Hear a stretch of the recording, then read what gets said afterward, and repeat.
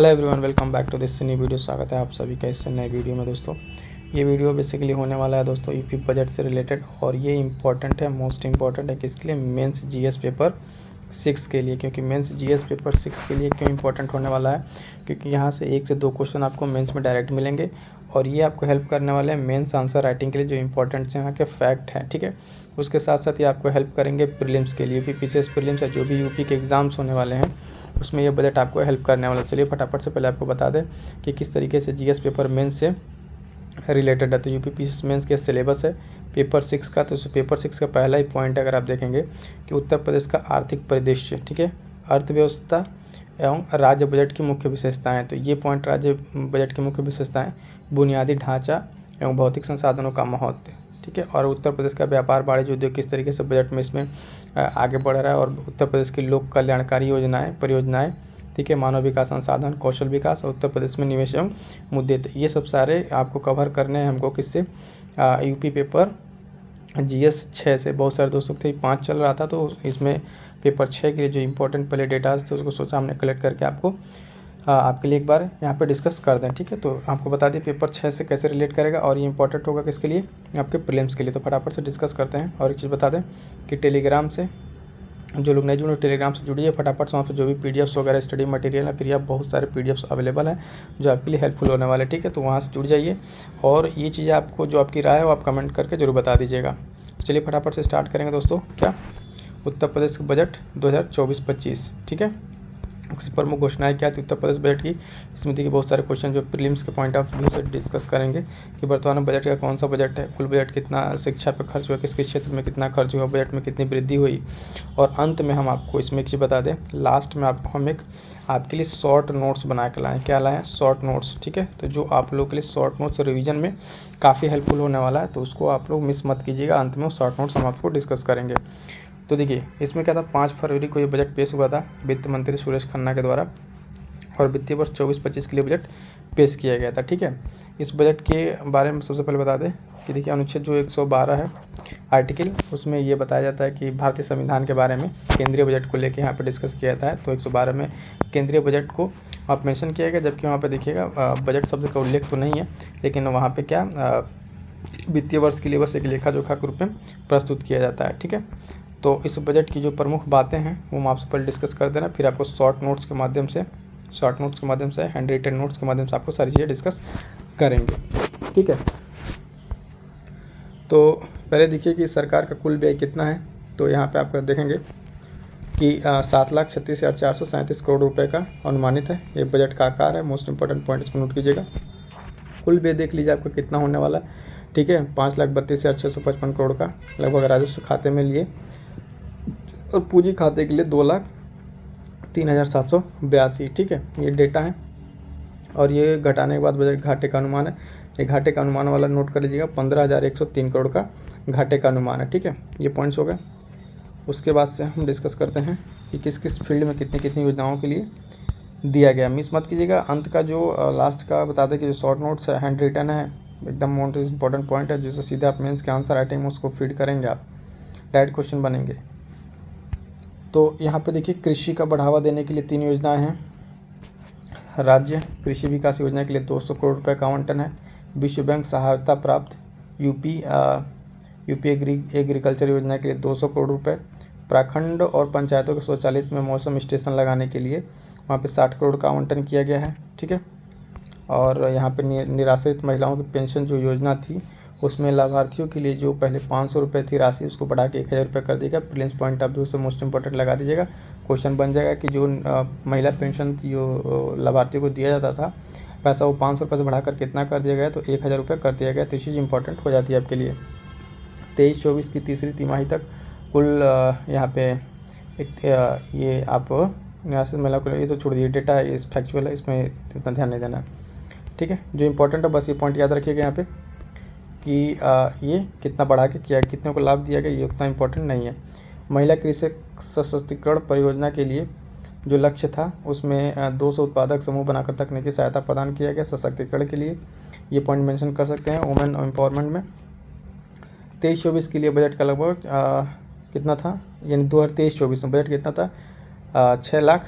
6.90 लाख करोड़ का बजट था। इन पिछली बार से इस बार बजट बढ़ा है, जिसमें योजनाओं के लिए 32,721 करोड़ रुपए का आवंटन शामिल था। ठीक है, निराश्रित महिला पेंशन वही है, फिर 18 वर्ष से किसको किसको दिया जा रहा है उसको अपने इसमें ज़्यादा इस पर वो नहीं है, ये पॉइंट उतना इम्पोर्टेंट नहीं है। अब एक पॉइंट है यहाँ पे कि कितना कितना बजट अलग अलग चीज़ों में एलोकेट किया गया, ये पॉइंट इम्पोर्टेंट है। ठीक है, बजट के पॉइंट से इसको एकदम रट जाइए कि राष्ट्रीय ग्रामीण स्वास्थ्य मिशन के लिए 7350 करोड़, गंगा एक्सप्रेस वे परियोजना के लिए आपको देखिए 2057 करोड़ और 76 लाख इतने रुपए दिए गए। लिंक परियोजना के लिए 500 करोड़ धनराशि और अटल इंडस्ट्रियल इंफ्रास्ट्रक्चर के लिए 400 करोड़। तो ये डेटा डायरेक्ट आप कोट करेंगे किसमें, मेंस आंसर राइटिंग में, और प्रीलिम्स में भी आपको डायरेक्ट पूछेगा कि किस किस योजना पर कितना दिया गया है। ठीक है, और इंफ्रास्ट्रक्चर के मामले में उत्तर प्रदेश इस समय कहाँ पे खड़ा है वो उसको थोड़ा सा ध्यान से देख लेते हैं। जो एक्सप्रेसवे है, इंपॉर्टेंट एक्सप्रेसवे इंफ्रास्ट्रक्चर को लेके, तो देखिए गंगा एक्सप्रेसवे फेज 1 में जो मेरठ से लेकर प्रयागराज तक है 594 किलोमीटर का, Agra Lucknow expressway 302 kilometre, Gorakhpur expressway 91 kilometre, Purvanchal expressway 341 kilometre और बुंदेलखंड एक्सप्रेसवे 296 किलोमीटर का। ठीक है, और उसके बाद से एक रह रहा है यमुना एक्सप्रेसवे 165 किलोमीटर और एक गंगा फेज का 2 है उसको 10 किलोमीटर का बना हुआ है। तो ये सारे हाईवेज आप ध्यान रखिएगा, क्योंकि इंफ्रास्ट्रक्चर पीपीटी मॉडल पे बहुत ज़्यादा तेज़ी से काम बढ़ रहा है, तो ये सब चीज़ें क्वेश्चन में आपको पुट करने के लिए वहाँ पे काम आएंगे। ठीक है, तो अब जो हम बात कर रहे थे कि फटाफट से आपके लिए जो रिवीजन नोट्स है उसको फटाफट से देखते हैं, क्योंकि इस रिवीजन नोट्स क्यों इंपॉर्टेंट है, शॉर्ट हैंड रिटन नोट्स है। तो चलिए फटाफट से हम उस नोट्स को देखते हैं कि उत्तर प्रदेश का ये जो बजट है 24-25 हमने देखा 5 फरवरी को पेश किया गया था, सुरेश खन्ना वित्त मंत्री थे। ठीक है, एक नए औद्योगिक विकास प्राधिकरण के गठन के बारे में बात की गई है। ठीक है, जिसका नाम दिया गया बुंदेलखंड यानी बीटा। ठीक है, बुंदेलखंड इंडस्ट्रियल डेवलपमेंट अथॉरिटी। तो पूछेगा क्वेश्चन कि हाल फिलहाल में उत्तर प्रदेश बजट में कौन सा एक प्राधिकरण के विकास की बात की गई है, तो बुंदेलखंड बीटा नया स्थापित किया जाएगा। प्रस्तुत बजट का आकार हमने आपको बताया 7.36 लाख करोड़ का है ना, और पिछली बार कितने था 6.9 लाख करोड़ का था। तो ये दोनों डेटा याद रखेंगे, स्टेटमेंट में देके आपको कंफ्यूज कर सकता है प्रीलिम्स में भी और मेंस में, तो आपको लिखने काम आएगा ही। बजट में देखिए 24,863 करोड़ रुपए की नई योजनाएं सम्मिलित हैं। ठीक है, और बात करें बेरोजगारी दर की, जो सबसे इम्पोर्टेंट है। ठीक है, बेरोजगारी दर यूपी में कितनी रही है, 2.4% बस बेरोजगारी दर रह गई है, ऐसा बजट में कहा गया है। ठीक है, ये पहला उत्तर प्रदेश का पेपरलेस बजट होगा। उत्तर प्रदेश 24-25 पेपरलेस नया बजट उत्तर प्रदेश में राम राज्य की आधारशिला रखेगा। तो ये क्वेश्चन ध्यान दीजिएगा कि किस बजट में ये बात की गई कि राम राज्य की स्थापना करेगा उत्तर प्रदेश में, तो ये 24-25 का बजट और पेपरलेस बजट तो था ही। इसके बाद से ये मोस्ट इंपॉर्टेंट पॉइंट्स हैं प्रीलिम्स के लिए भी और मेंस में इसको कोट करने के लिए भी ध्यान दीजिएगा। फिस्कल डेफिसिट राजकोषीय घासरा कितने का है, 3.46% का घाटा है, लगभग 86,530 करोड़ का। ठीक है, रेवेन्यू सरप्लस कितना है 2.97% और ये 74,147 करोड़ इसका मॉनेटरी वैल्यू में। ऋण कितना है जीडीपी पे, तो 32.7% का ऋण हो गया लगभग जीडीपी पे। करोड़ में बात करें तो ये हो जाएगा आपका 8,16,926 करोड़। ठीक है, तो ये 3 डेटा मोस्ट इंपॉर्टेंट है प्रीलिम्स के पॉइंट ऑफ व्यू से भी कि कितना उत्तर प्रदेश में फिस्कल डेफिसिट और रेवेन्यू सरप्लस और जीडीपी का ऋण है। ठीक है, हवाई यात्रा करने वालों की संख्या में वृद्धि देखी गई, कितना 19.2% की जो राज्य में हवाई यात्रा कर रहे हैं। इसके बाद अगला पॉइंट है, इसके साथ साथ आप देख ले समझिए किस तरीके से नोट्स बनाना रहता है, शॉर्ट नोट्स जो बनते हैं वो कैसे बनते हैं। महर्षि वाल्मीकि इंटरनेशनल एयरपोर्ट के लिए अयोध्या में जो है इसका हाल फिलहाल में नाम चेंज कर दिया गया। पुरुषोत्तम दास जो मर्यादा पुरुषोत्तम श्री राम इंटरनेशनल एयरपोर्ट था, तो हाल फिलहाल में चेंज करके इसको कर दिया गया है महर्षि वाल्मीकि एयरपोर्ट। ठीक है, और इसके लिए आवंटित किया गया 150 करोड़ अलग से आवंटित किए गए, तो यही इंपॉर्टेंट होगा, ध्यान दीजिएगा। गंगा एक्सप्रेसवे के लिए हमने बात किया है कि कितना आवंटित किया गया, लगभग 2,057 करोड़ का यहाँ पे आवंटन किया गया गंगा एक्सप्रेसवे के लिए। ठीक है, उसके बाद अगला पॉइंट है कि ई श्रम पोर्टल पर सर्वाधिक पंजीकरण कहाँ से हुआ है, तो यूपी से हुआ है और कामगारों का कितना हुआ है, लगभग 8.32 करोड़ यहाँ पे लगभग श्रमिकों का पोर्टल पे रजिस्टर्ड हुआ है, तो कामगारों का। तो ये चीज़ ध्यान देंगे, ई श्रम पोर्टल पे सबसे ज़्यादा मजदूर कहाँ से हैं, तो उत्तर प्रदेश से हैं। राज्य में सरकार ने प्रदेश भर में हवाई पट्टियों के विकास के लिए 1100 करोड़ रुपये का आवंटन किया है हवाई पट्टियों के विकास के लिए। ठीक है, उसके बाद अगला पॉइंट है कि उत्तर प्रदेश में बजट 2025 में कृषि विकास पर 5.1% का लक्ष्य रखा है खर्च करने का। ठीक है, बजट में कृषि पे कितने का लक्ष्य रखा गया है? 5.1% का लक्ष्य रखा गया है। ठीक है, अगला पॉइंट देखिए, किसानों को मुफ्त पानी आपूर्ति के लिए 1100 करोड़ रुपए का आवंटन है। वर्ष 23-24 में अक्टूबर 23 तक लगभग 37 लाख किसान क्रेडिट कार्ड वितरित किए गए थे। ये भी एक रिकॉर्ड उत्तर प्रदेश का नाम कि सबसे ज़्यादा किसान क्रेडिट कार्ड किस राज्य ने वितरित किया है, तो उत्तर प्रदेश ने वितरित किया है। और इसमें देखेंगे आप 37 लाख लगभग कार्ड वितरित किए जा चुके हैं। अगला रिकॉर्ड फिर भी यहीं के नाम है, पीएम किसान सम्मान निधि के रूप में योजना में। ठीक है, यहाँ पे लगभग 2.62 करोड़ किसानों को डीबीटी यानी डायरेक्ट ट्रांसफ़र के माध्यम से लगभग 63,000 करोड़ रुपए हस्तांतरित किए गए, यानी कि उनके अकाउंट में डाले गए हैं। अगला पॉइंट है कि विद्युत के लिए यहाँ पे उस प्रणाली के लिए कुल क्षमता को बढ़ाकर, जो विद्युत इलेक्ट्रिसिटी की प्रणाली है उसके लिए इसको बढ़ाकर कितना 31,500 मेगावाट करने का लक्ष्य रखा गया। 2023-24 तक था ये लक्ष्य 31,500 मेगावाट का, तो इसको भी ध्यान रखिएगा। ईज ऑफ डूइंग बिजनेस में देखिए मोस्ट इंपॉर्टेंट है, इंट्रो में आपको सीधे सीधे काम आएगा ये मेंस का आंसर राइटिंग में कि ईज ऑफ डूइंग बिजनेस में, ease of doing business Uttar Pradesh second rank पर है।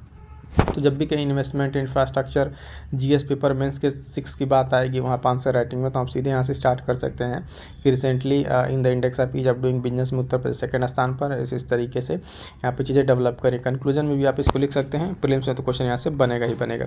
2025 तक राज्य में जो है 1.10 करोड़ लोगों को रोजगार मिलेगा, ऐसा सरकार का दावा है। ठीक है, और निराश्रित महिला पेंशन के लिए वही 500 रुपये से बढ़ाकर 1,000 रुपये कर दिया गया है, ये भी पॉइंट इंपॉर्टेंट है। स्वास्थ्य के लिए कितना दिया गया? 1,000 करोड़। स्वास्थ्य के लिए कितना दिया गया? 1,000 करोड़। तो ये सारे इंपॉर्टेंट पॉइंट्स हैं जो आपको ध्यान रखने हैं। अगला पॉइंट है कि लिंक एक्सप्रेसवे के लिए 5,000 करोड़, आगरा मेट्रो के लिए 346 करोड़ रुपए आवंटित किए गए, अटल प्रौद्योगिकी अवसंरचना मिशन के लिए 400 करोड़। ठीक है, सौर ऊर्जा के लिए 2200 मेगावाट का लक्ष्य निर्धारित किया गया। कितना? 22,000 मेगावाट का लक्ष्य निर्धारित किया गया। तो इस चीज़ को ध्यान दीजिएगा, जो लक्ष्य हैं और जो आवंटित किए गए डेटा, प्रीलिम्स में यहाँ से क्वेश्चन बनेंगे। पीएम आवास के लिए योजना के लिए लगभग 3,948 करोड़।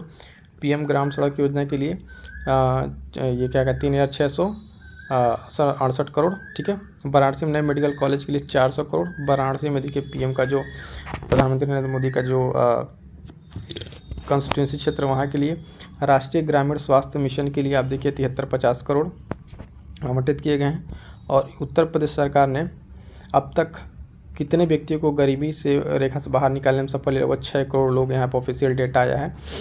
तो ये भी आप मेंस के आंसर राइटिंग में जहाँ पॉवर्टी इम्प्रूवमेंट की बात आएगी वहाँ पे इसको कोट कर सकते हैं।